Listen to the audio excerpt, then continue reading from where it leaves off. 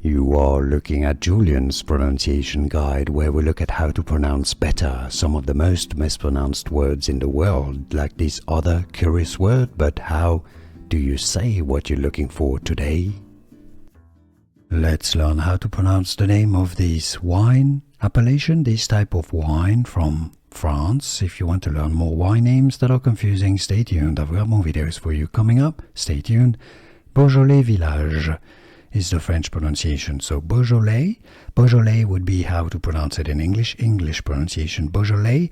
And then, yes, I know it's villages, it's several villages that are gathered in the same appellation, but in French it's pronounced village, the S is silent, so Beaujolais Village, how to pronounce Beaujolais Village. Here are more videos on how to pronounce more confusing words and names too many mispronounced. Like this video if you found it useful. I appreciate your support. I'll see you soon and thanks for watching.